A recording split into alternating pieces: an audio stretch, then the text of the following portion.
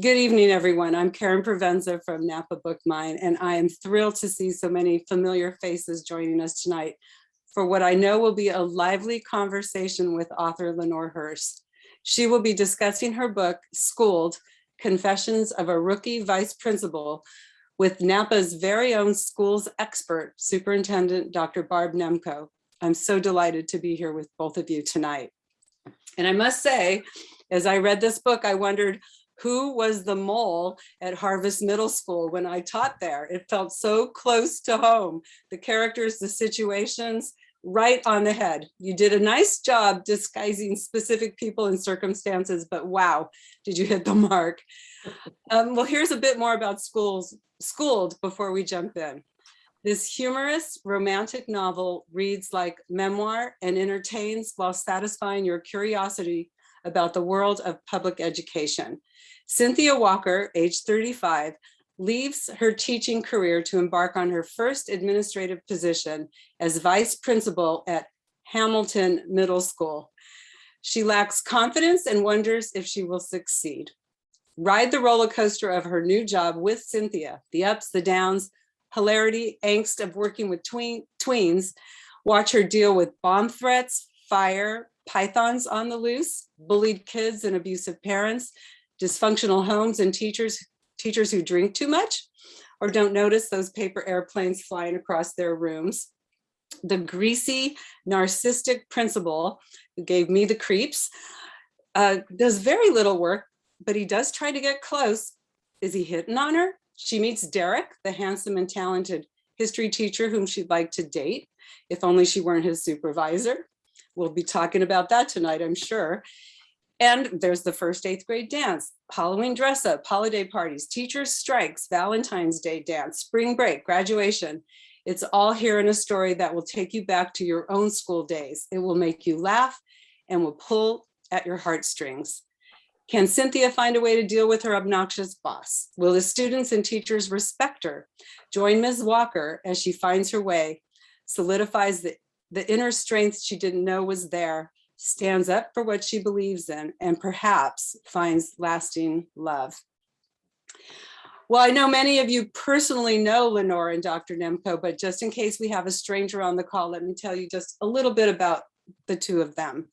Lenore Hirsch enjoyed 31 years as a teacher and school administrator at elementary and middle schools. Since retirement, she has written columns and features for the Napa Valley Register, blogs about her dogs and Napa restaurants, and has published poetry, memoir, short stories, and food and travel pieces.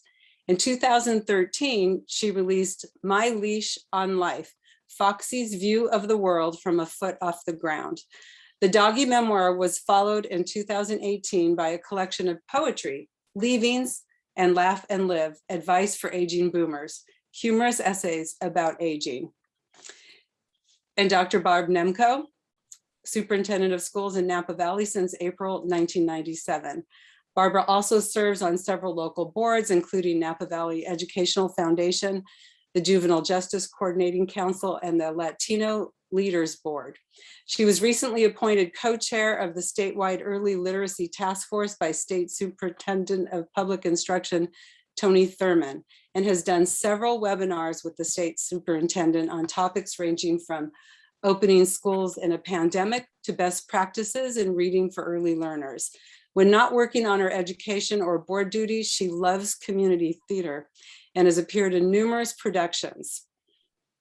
Lastly, she is the proud grandmother of 2 girls, ages 11 and 13, and will happily show you pictures until you're able to escape her clutches. Let's let 5 more people in. Okay. You are all in, I hope. Is everybody in?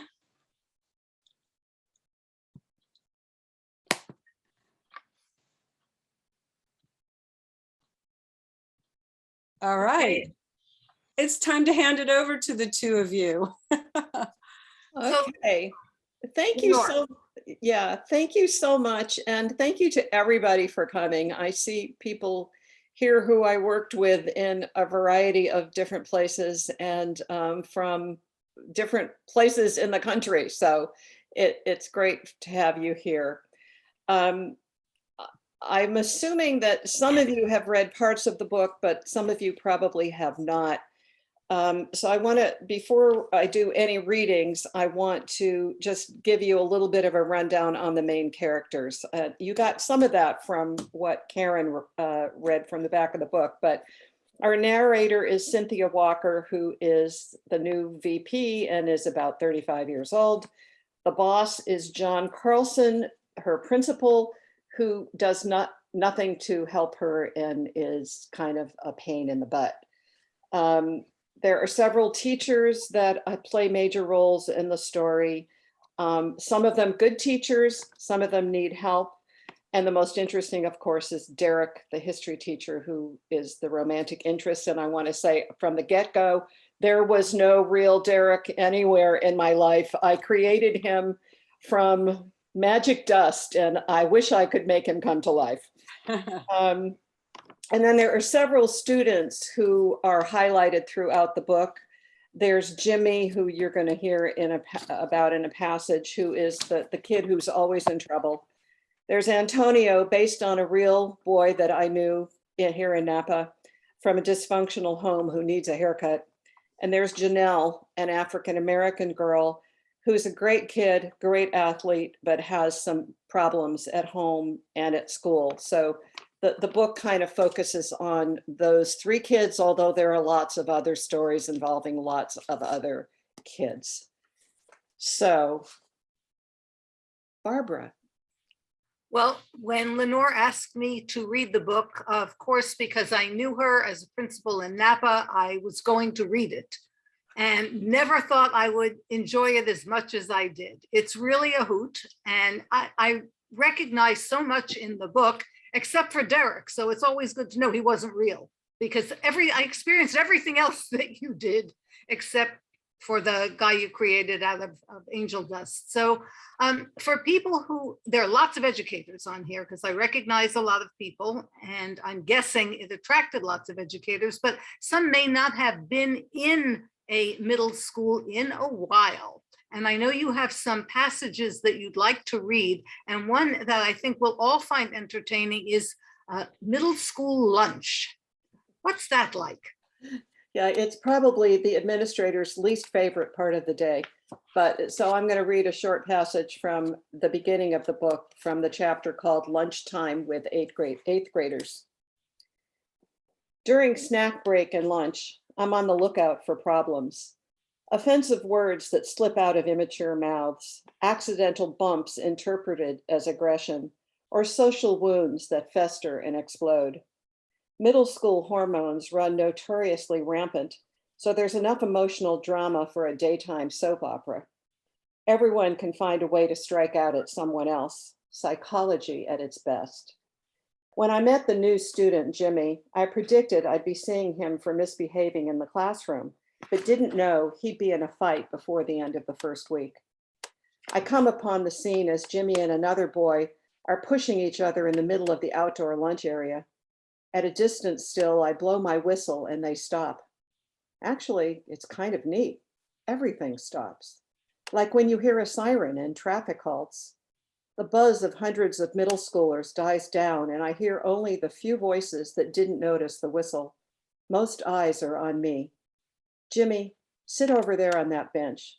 What's your name? Ben, you sit here. I notice Ben's cheek purpling, no doubt from a punch. I turn to the four boys sitting closest. What happened? He was butting in on our table, offers one young man, waving his sandwich in the air. Another points to a can on its side in a pool of cola. Ben knocked over his drink by accident. A third boy says, the kid just blew up for no reason. The first boy continues his angry rant. He punched Ben, man, suspend him. I thank the boys, noting how easy it is for kids to tell me how to do my job, and take Jimmy and Ben, now sitting sullenly, to the office to get their version of events. Jimmy says, he elbowed me and knocked over my drink. Ben whines, I didn't mean to. Why'd you hit me? Here's my opportunity to do some teaching while trying to break through the testosterone barrier. Jimmy, do you think it might have been better to say something before you sat down, like, hi? Or, okay, if I sit here? He hangs his head. I'm on a roll. And Ben, Jimmy's new at Hamilton. Maybe you could have been a little nicer? Yeah, says Ben, but he hit me. He did indeed, and Jimmy and I are going to talk about that. Is there anything else I need to know? Ben shakes his head. Ben, go to the nurse's office and get some ice for your cheek. Ben departs. Jimmy, ordinarily hitting someone is an automatic suspension and you'd miss a whole day of school, but you're new and I'm going to give you a break. You're going to stay here in the office for the rest of the day and I'll call your mom. I'm also giving you 2 detentions. If it happens again, I'll suspend you. Jimmy nods. I can't tell if he's annoyed over the detention or relieved it's not an official suspension. So that's sort of like every day at middle school. And I can see everybody has an expression like, I wish I could be there tomorrow morning. I would love to be supervising lunch with the 8th grade. So you and I have both been in education for some decades, and you talk in this book about coming in as a female administrator to a school and having to supervise male teachers who might not be as excited about this prospect as you were. And I'm thinking back, today, female administrators are everywhere, but certainly in the decades when I was in the classroom, most principals were men and most teachers were women.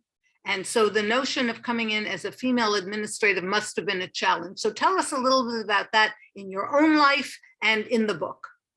Yeah, I think in my own life, where I felt that the most was for the 13 years I was at Browns Valley School here in Napa, where I think in the upper grades, there were 6 of the teachers were men. Maybe that count is slightly off, but there were a lot of men, which was unusual at the time. It probably still is at the elementary level. And so, yeah, I mean, I think for me, starting out, it could be challenging. Not only supervising men, but also supervising teachers 20 or 30 years older than I, with much more experience in the classroom than I had. So I think you just kind of have to stick it out and do what you do, and in time, hope to earn everybody's respect.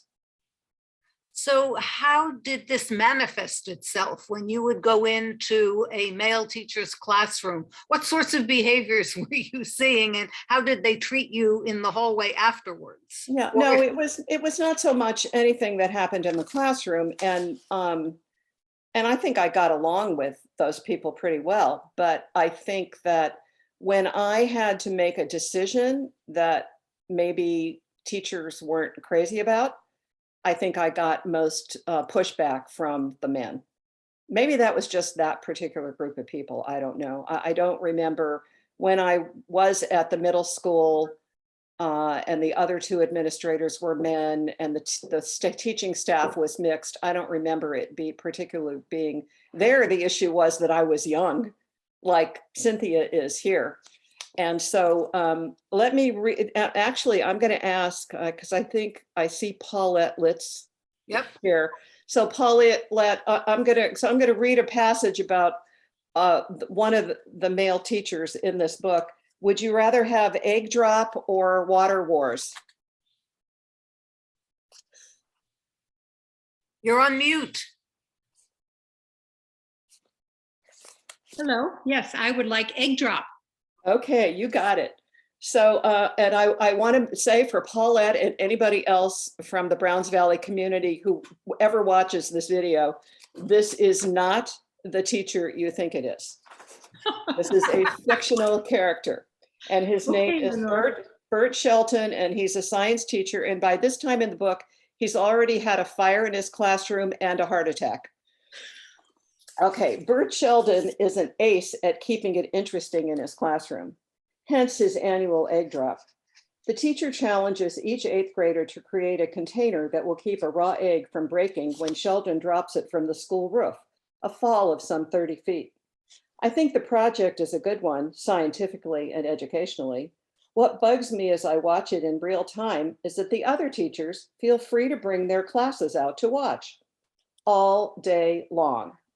Does he encourage this so 6th and 7th graders will work up enthusiasm for being in his class?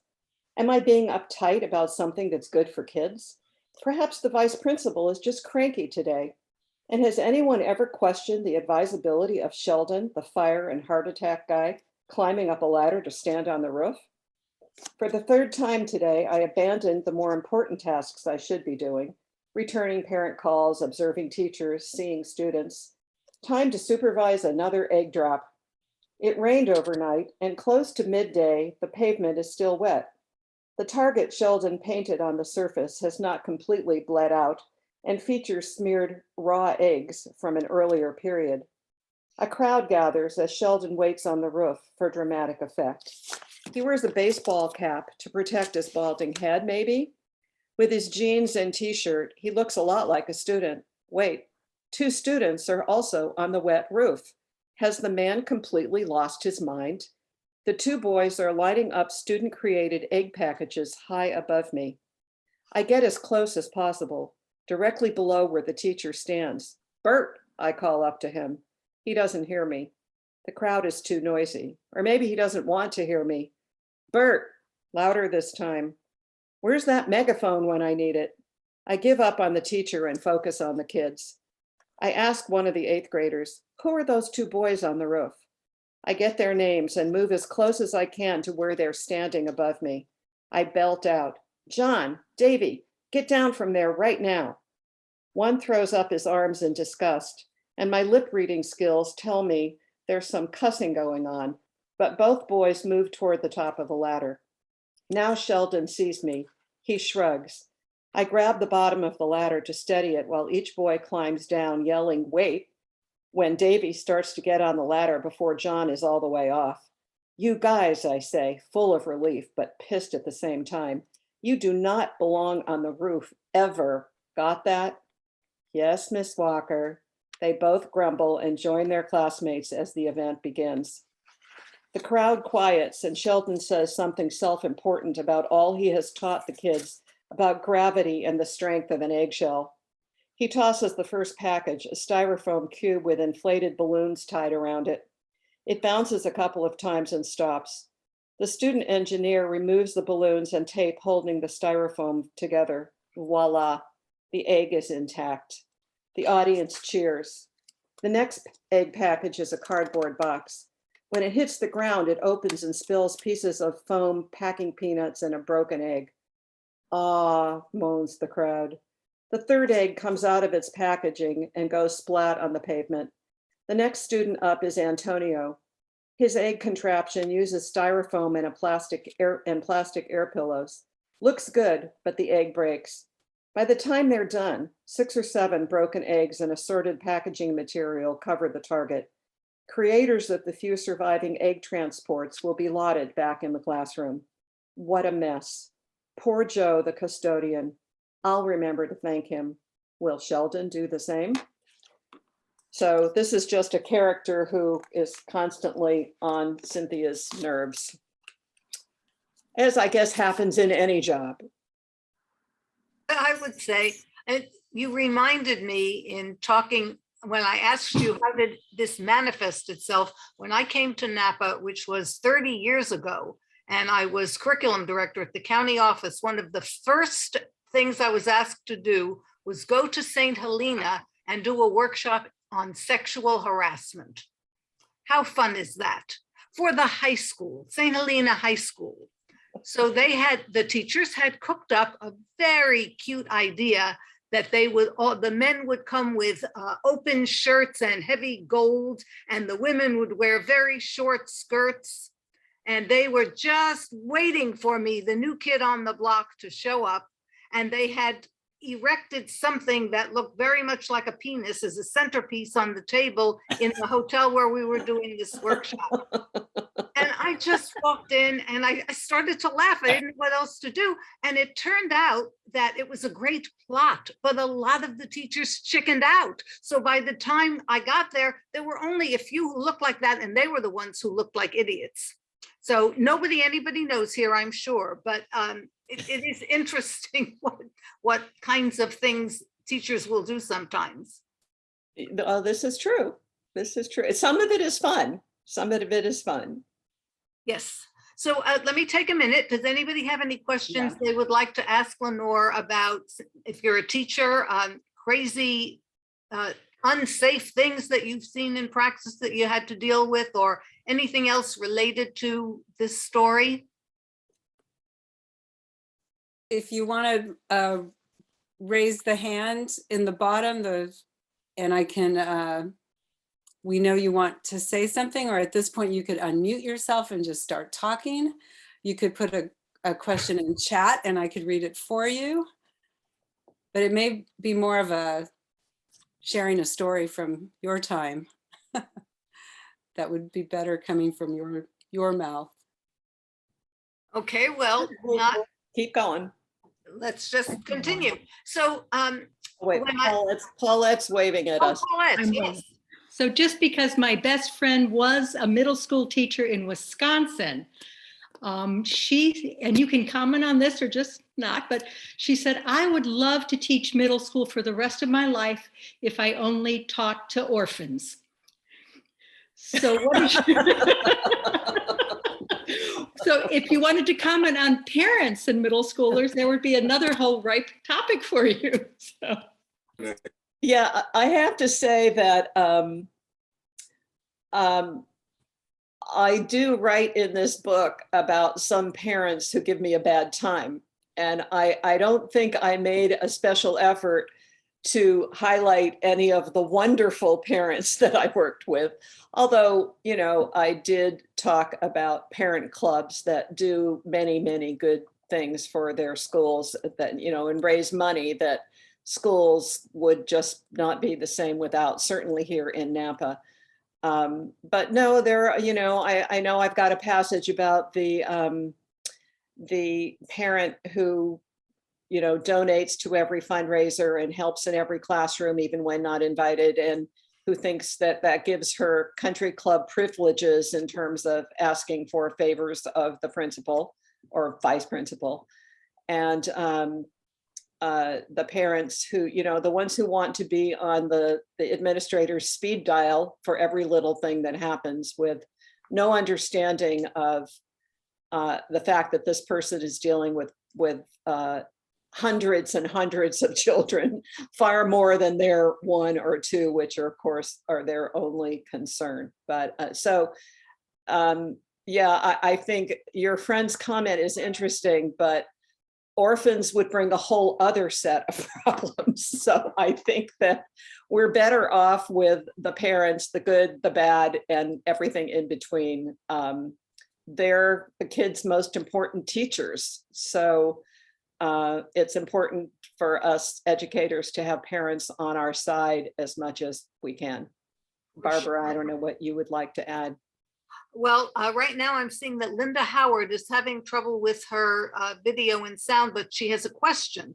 And she's wondering if the Python episode and the servicemen sharing Thanksgiving with you were based on actual incidents. So why don't you tell us about the Python incident? I will do that. So this same classroom at Browns Valley School that I have put Bert Sheldon in my book also had a big python, and that teacher did enjoy feeding mice to the python to get the effect on the kids, and I guess to teach them something.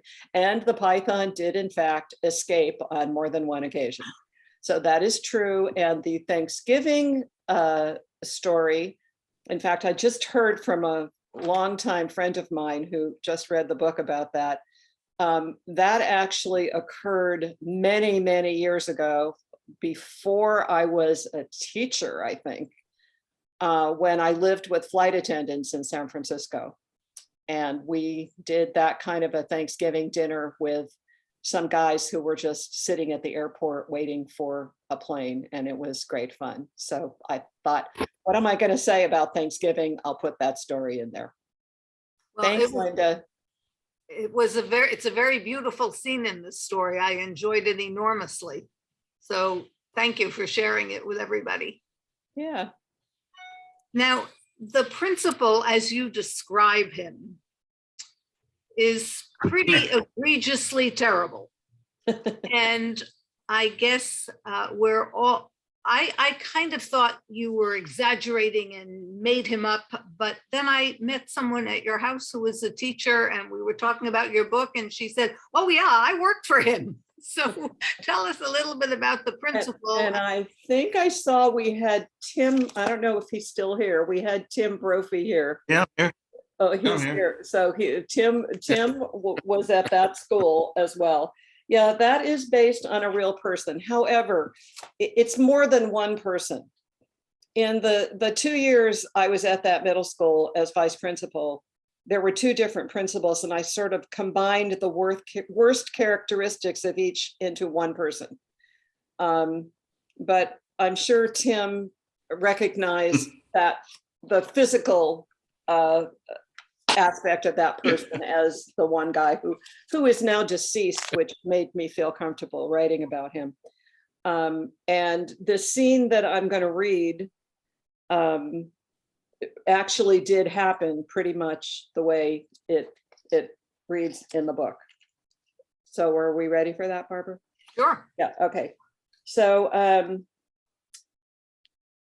let's see. So this takes place at the end of the Christmas break. It's the Friday afternoon before school begins again in January. The temperature is in the 40s when I arrive at Hamilton to get organized. When I see Carlson's car in the lot, I almost turn back, but Monday morning is coming fast, so I continue. Walking past his office, I call out, "Hi, John." "Hey, wait a minute," he says. I stick my tongue out at nobody, turn around and step inside. "Yeah?" "Happy New Year," he says, a gloppy grin glued to his face. "You too. How long are you going to be here today?" "An hour or so. Why?" "I'd like to talk to you a bit. Buy you a drink at the watering hole." That's the name of the closest bar to the school. Not that I've been inside. It looks like a hangout for types I don't hang out with. I don't know, John. Come on, be a good sport. Just one drink with the boss." "Okay, give me an hour." I sigh on my way to my office. An hour and 15 minutes later, we're seated at the bar. It's 3 o'clock in the afternoon. The place isn't exactly jumping. One guy at the end of the bar nurses what looks like a whiskey.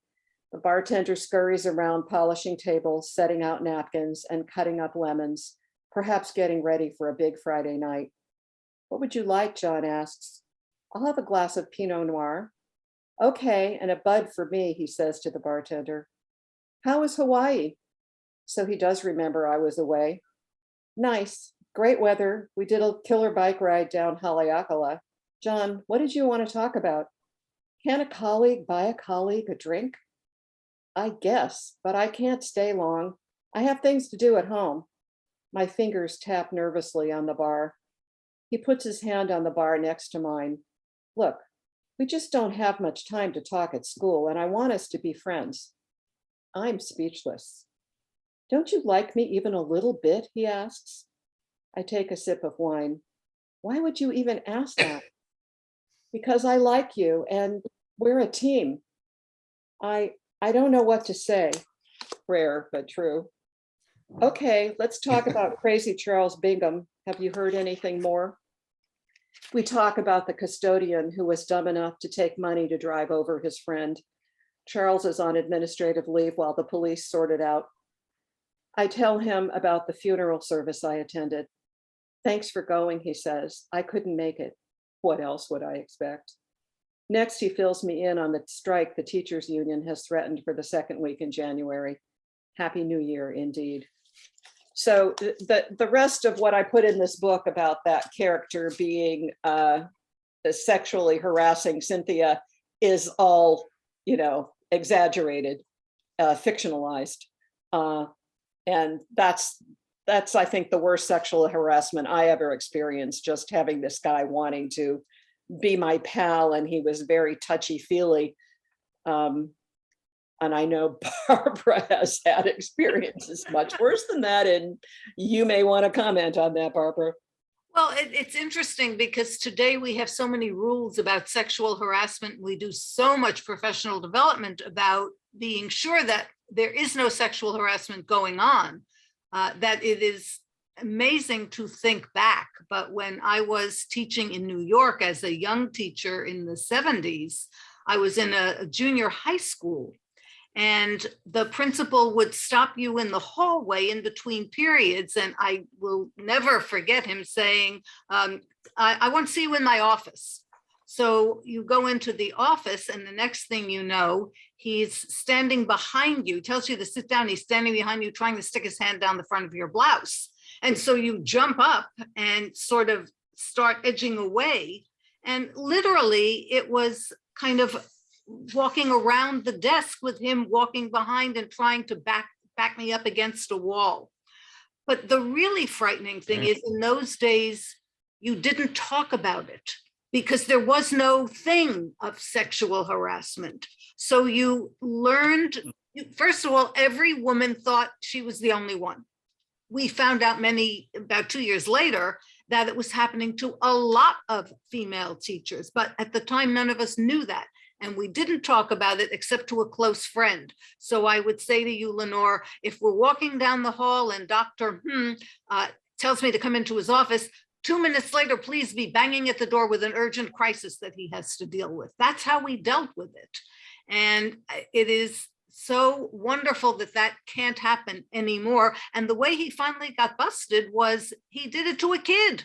The kid didn't know the unspoken rule that you can't talk about it. She went home and she talked about it, and the police came in and they marched him out of the school, and that was the end of him.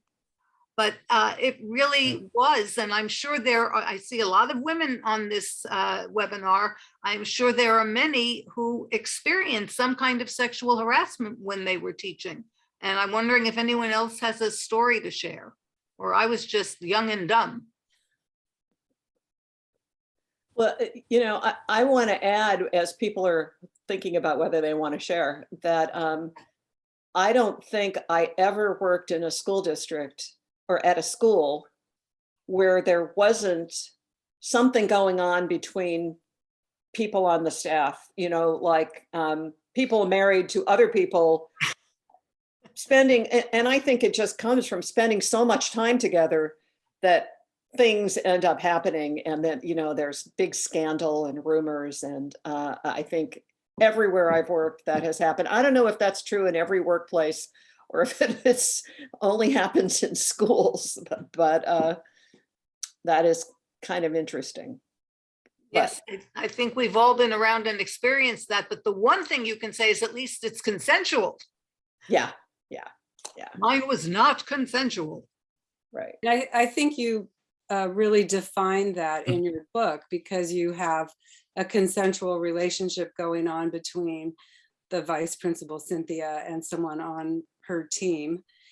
That's feels very different than the relationship that you're experiencing with the principal. So maybe we should talk a little bit about that, how the difference between harassment and affection that's growing between colleagues, which I think is normal.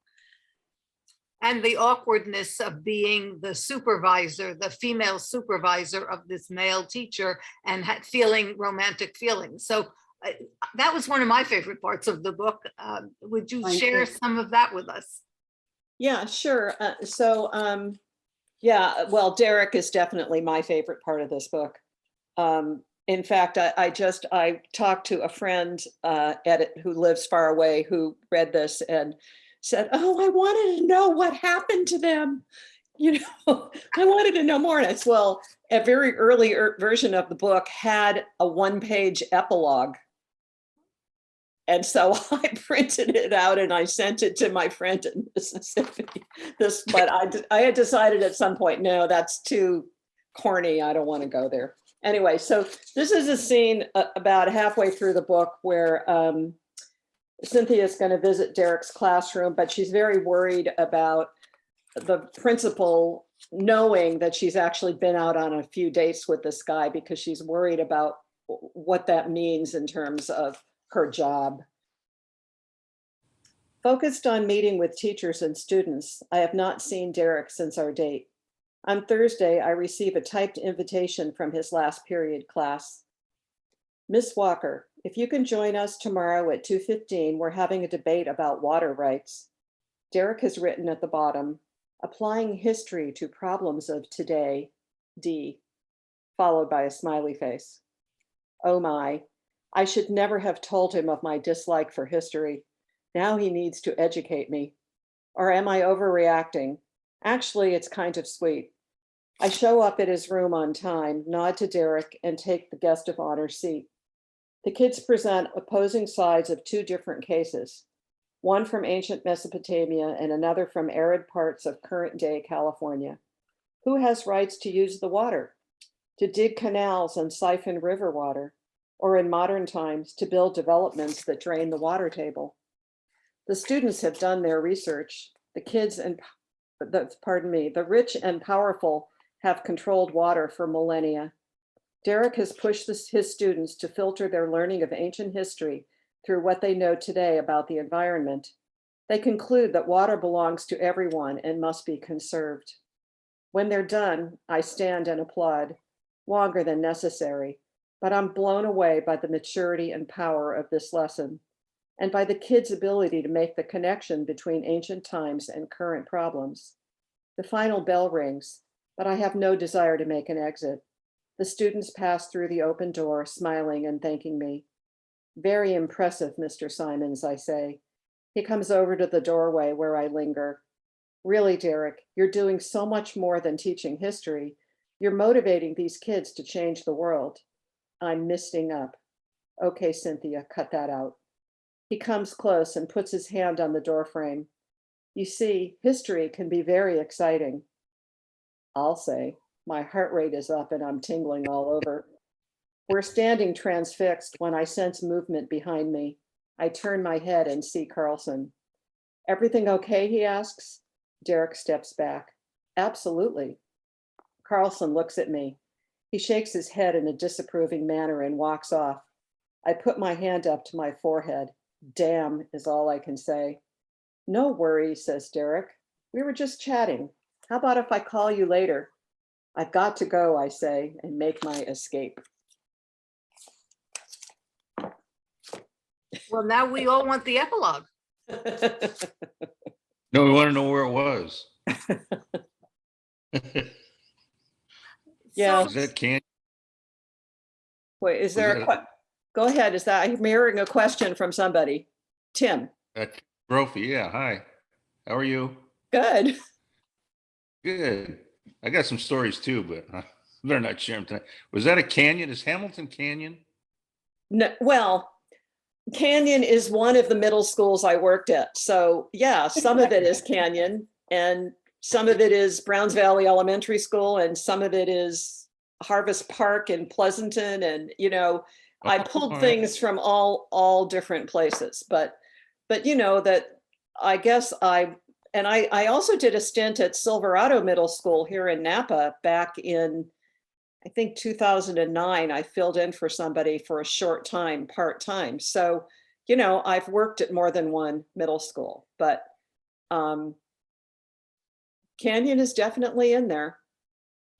In terms of, you know, the layout of the school, in my mind, I've got a mix between Canyon and Silverado with the different wings and the gym being a block away. And you know what I think was surprising to me reading the book, because I came to teaching late in life and worked at Harvest Middle School for, I think, 4 or 5 years before I went to New Tech High.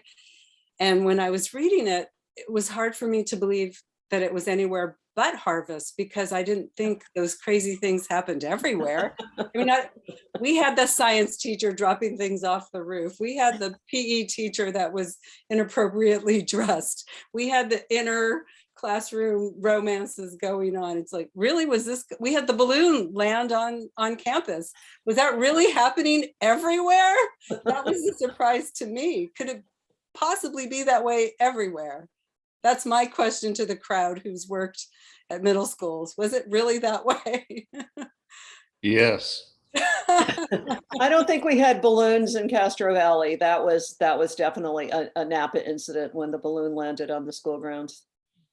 Everything else happens in middle school. Oh, Joe, did you spend time at middle school? I mean, as an adult? Yeah, I was a permanent substitute for 1 year in a middle school in Moreno Valley. Oh, And that was enough. But that was it was interesting, and yes, all those things happen all the time. so I see Gary has a question. Yes, and I've talked to you about this, at least in writing, but I thought the strongest part of the novel was the character of Cynthia and her leadership qualities, especially her leadership qualities. Of course, I enjoyed the chaos of middle school and what the kids are going through, but even though you describe Cynthia as insecure, we've all had bosses before or collaborated with true leaders, and I could count probably on one hand the true ones. And Cynthia, to me, had all the qualities of a great leader. Could you comment on that?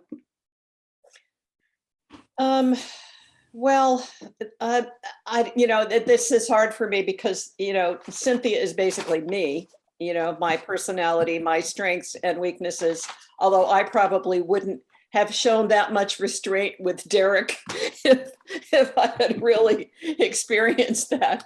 But,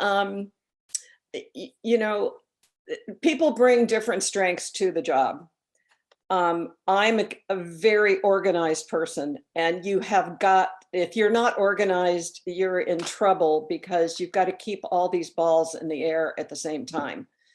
So it requires organization and a certain calm acceptance that all of these crazy things are going to happen, and you'll prioritize them and deal with them. And I also think that it's important because I've known administrators who did not do this.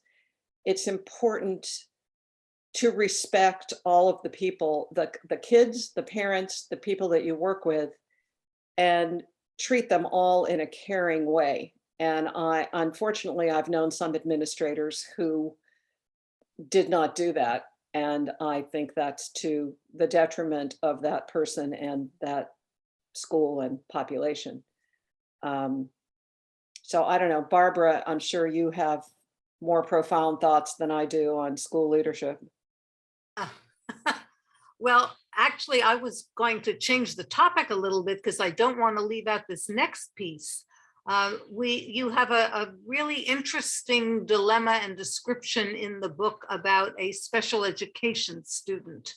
And I started teaching before there was special education law. So we just dealt with whatever kids were in our class. But now there are an awful lot of laws around special education and sometimes a lot of controversy about some of them. So would you share with us the story in the book, or you may have a passage that you'd like to read about that? All right, do you have like 2 words on leadership before I do that? I do. Okay, Karen? Go for it. Well, the one thing I think you left out, and perhaps because it is based on you, was the courage you had in the book. So many principals were comfortable ignoring problems on their campus. And perhaps because you came in with new eyes, you had the courage to face some really difficult situations head on. And so that's what I noticed about her. And I also felt, because I thought she was based on my vice principal at Harvest, that she had a little swagger, which many vice principals do because they end up handling all of the discipline. So I appreciated her courage and her swagger, I can't think of a better word for that, but yeah. So sorry, Barbara, I jumped in with the Yeah, it's kind of interesting. It's like like with any relationship, you can't ignore stuff because it only gets worse. But so many leaders do. They just don't have the courage to have that tough conversation. So I thought that was an important That's Yeah, interesting. let me just say one more thing, and the way you handle it at the end, having to do with the principal, I thought was very sensitive. Mhm. Yeah, you could have blown the whistle, but you didn't, because maybe you realized and didn't say. Well, the other thing is, as a good author, Lenore showed us these things. She didn't tell us these things. She showed us these things. And the one thing, it may have dawned on you, and you didn't have to say it, maybe this guy was burned out. And, you get to a certain stage in life where you just, you don't start showing up. And one thing that Cynthia certainly did is she was probably the last person to leave every night. And that's also another hallmark that, you expect more of yourself as a good leader. And that really came through too. Yeah, in terms of the reality part of this, that ending was created by me. What happened in real life was I left the school. So that character was there for, I don't know how long after I left. A little idealistic on the ending, but that was a good ending. Thank you, Gary. I appreciate that. Okay, I'm going to read the. I was going to give you my 2 words. Oh, good. And it would be yourself. You have a job, but you're still a human being. You're a person. And you have to trust yourself that you're doing the right thing for kids while recognizing that whatever decision you make, there are going to be people very annoyed about it, possibly angry about it. None of the decisions are easy. And so either the parent may be angry, or the teacher may be angry, or the child's going to be angry. So you're going to face consequences. But you have to be true to who you are. And we all got into this for the right reasons, sometimes get burned out, sometimes lose our way for a while. Just think about what is the right thing for the kids and do it. And then you take whatever comes. Yeah, you can't be an educator if it's really, really important to you for everybody to like you. Does not work. Okay, a little bit on special ed, and I don't know if we have anybody in this meeting who has strong feelings about this. I acknowledge up front that lots of people will disagree with me about how I handled this, but this is who Cynthia is. And by the way, I was a special education teacher. I think I said that already, for many years. A properly placed student with the right learning plan should be able to follow the school rules. For example, the rule that says, "Thou shalt not hit thy teacher." As a special education teacher myself, I've experienced administrators who had no idea how to handle a disturbed and irate 13-year-old. One time, a boy punched me in the arm after I pried a chair out of his hands milliseconds before he would have thrown it across the room.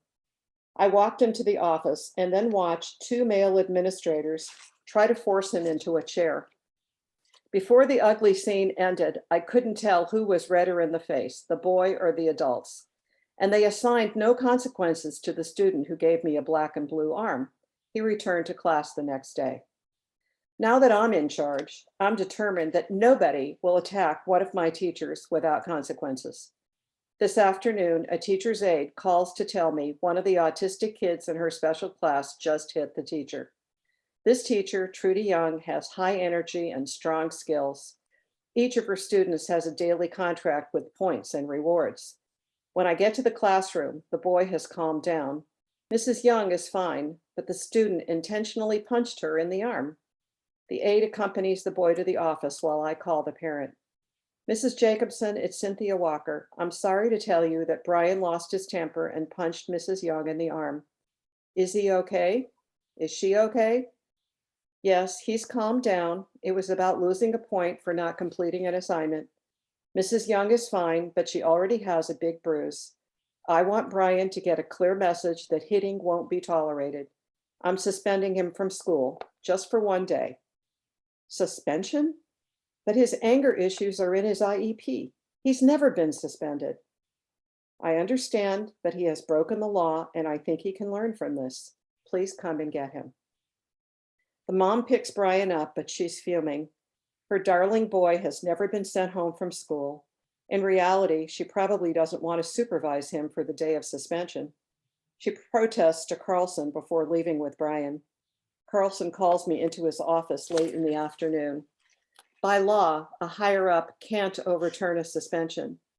Dragging myself down the hall to His Highness, I'm determined to stick to my guns no matter what he wants. He motions me to the seat opposite him. Cynthia, suspension for an autistic kid? Really? Look, John, do you want to have a school where it's okay for students to hit your staff? I'm scheduling a meeting to decide if the boy needs a change of placement. My words sound confident, but my heart is pounding like a drum, and I try to calm my fluttering fingers by grasping the arms of the chair. You couldn't let him return to school while you do that, if it were me. But it's not you. My voice is shaky, but I'm determined that he back me up. Look, you hired me to handle special education, so let me handle it. So I don't know what, and actually that actually did happen. And the parent took it to the superintendent of schools, who removed the incident from the child's record, but the suspension had been served, and that was really all I cared about. So I don't know, people may think that was just a terrible thing for me to do, but it's the way it goes. And some of us may think that was the perfect thing for you to do.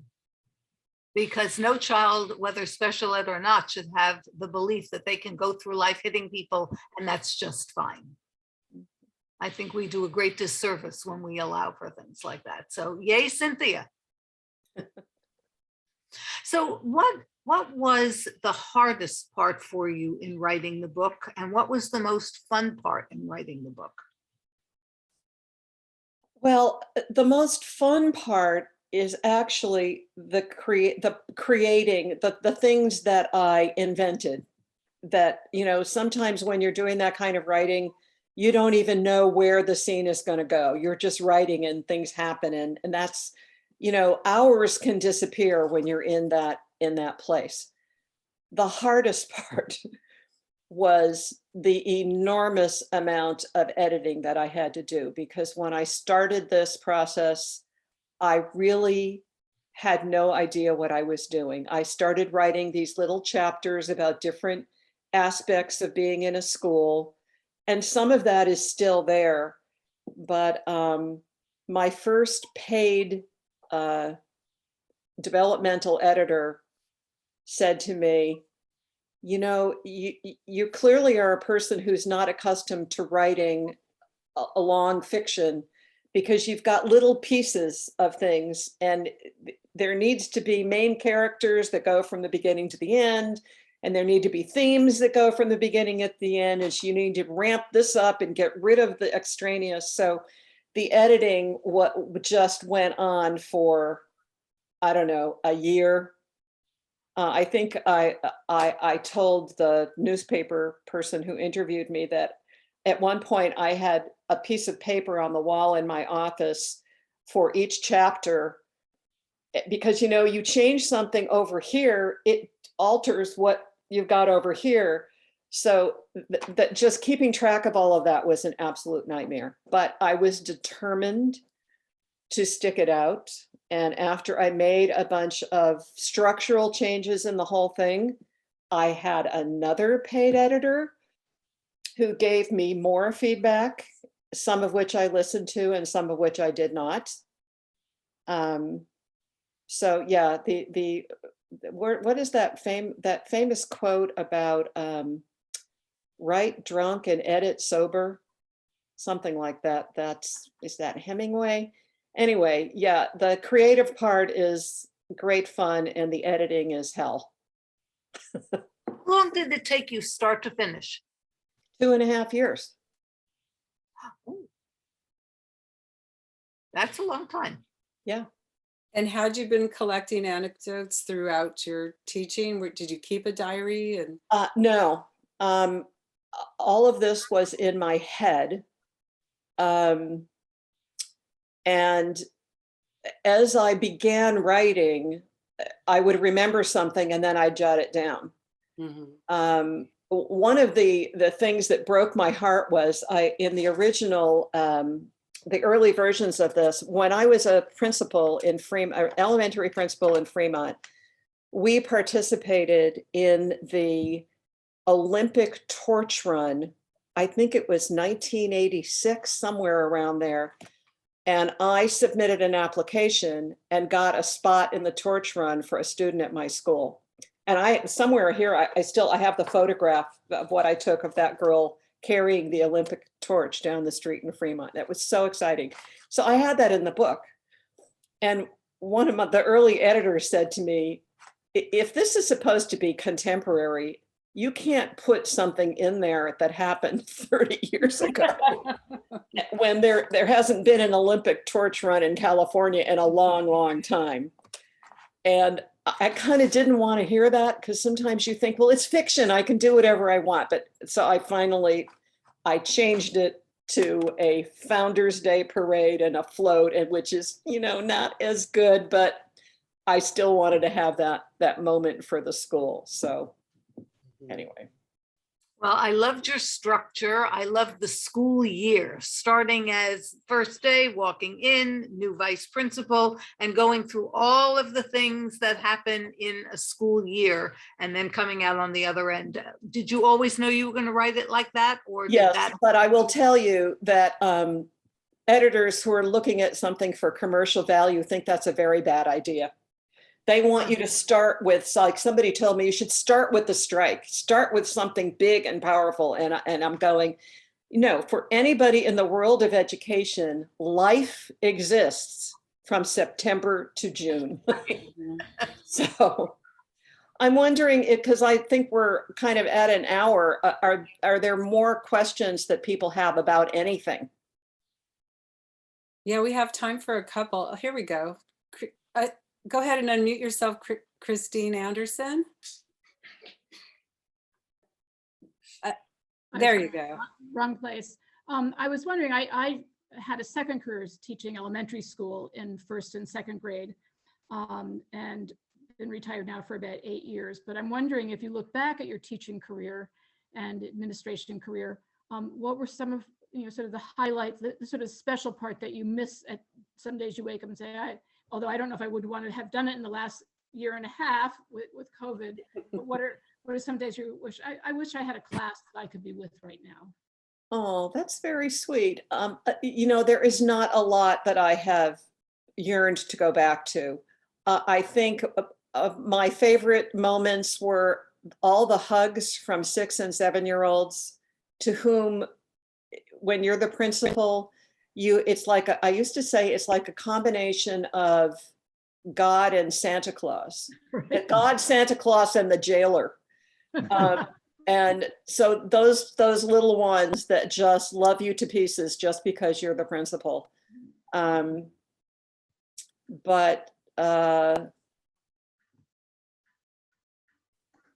certainly, being around children can be very pleasant.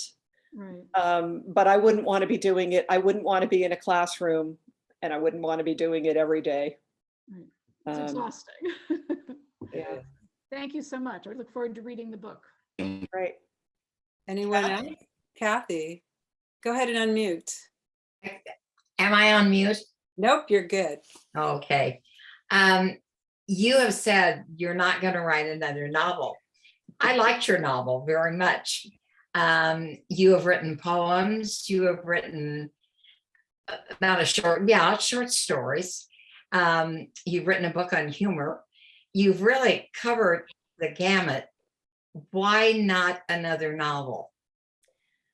I just feel like life is too short to spend that much time on one piece of work. I actually, just this last week, because since I finished this, I keep thinking of other things I could have put in the book. And I was thinking that, I guess I was talking to somebody about something that happened that was something that happened with a parent who I called the police on while she was in a meeting with me. And so I thought, well, you know what, I'm going to see if I can write a short story about just that incident. So I may do more of that. I want to get better at writing short stories. My goal is to learn how to write with subtlety, because in general, there's nothing subtle about me. for my writing, and I want to learn to do that better. So yeah, I think I'm going to focus on short things where, it can be 5 or 10 pages long, and you can come back to it and polish it and polish it and polish it, but it doesn't like take over your life for years. A reasonable request. Yes. So for those of you who feel like Christine, that you don't want to do it every day, but sometimes you get the urge and you wish you could be in a classroom, we're desperately seeking substitutes. Please come enroll, and you can pick what day you want to come in and what grade level you want. We would love that. There's a wealth of talent out there. Well, on that final pitch, we'll say goodnight. Thank you, everybody, for coming. I really appreciate the support and the interest. And please tell all your friends to get this book. Yes, and tell them to come to the Bookmine to do that. And if you haven't read it yourself, please do. It's really good. I would call it a page turner. Same thing. I couldn't put it down. It was I do have a question, Okay. Lenore, about the incident with the young autistic child. Did he ever do that again? Oh, that's a good question. I think the answer is no. But I don't remember what happened, whether we changed his place. I don't remember how it was resolved, but I don't recall that ever happened again. No. Yeah, because sometimes, anyway, I was just curious.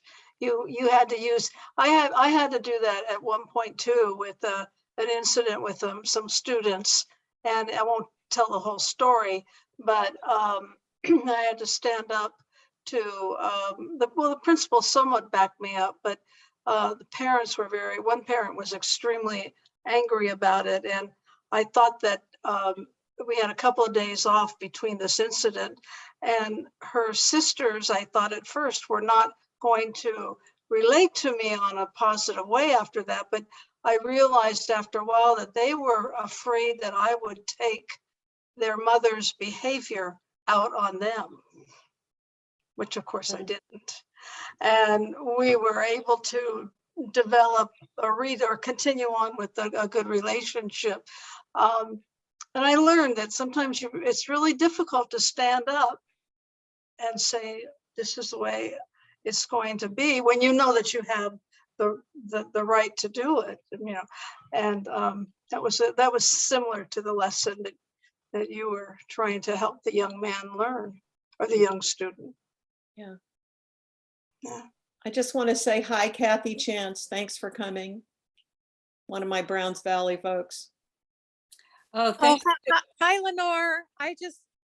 You brought back a lot of memories, and just to add on to your snake anecdote, after you retired, for several years past, the incident with the snake, it was said that the aroma of the snake's of digestive activity remained in the room for years afterwards. So it lives on, however unpleasantly. Thank you for including that. Yes. Oh, dear. Thank you everyone for being here, but especially thank you, Dr. Barb Nemko, and our author, Lenore Hirsch. It was really a delight to have the two of you here tonight to discuss this book. Dare I say Happy New Year again? It's a little nerve-wracking to even offer that up, but I hope to see you again soon on Zoom until we can meet again in person. And hopefully there'll be then later. Thank you all so much. Good night. Bye. Good night.